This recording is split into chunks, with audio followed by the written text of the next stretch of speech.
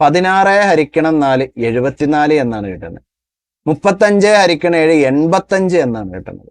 55 ഹരിക്കണം 5 ആണെങ്കിലോ 1011 കിട്ടുന്നത്. എങ്കിൽ 49 ഹരിക്കണം 7 നമ്മൾ കണ്ടുപിടിക്കുകയും വേണം.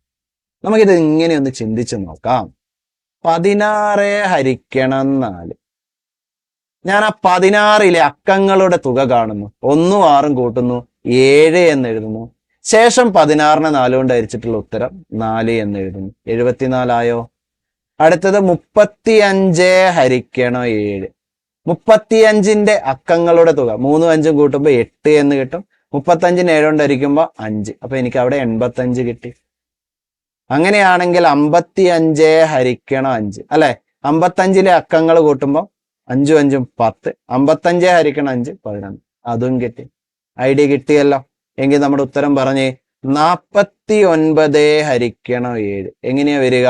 49 4ഉം 9ഉം കൂട്ടുന്നു 13. 49നെ 7 കൊണ്ട് ഹരിക്കുന്നു 7. നമ്മുടെ ഉത്തരം 137.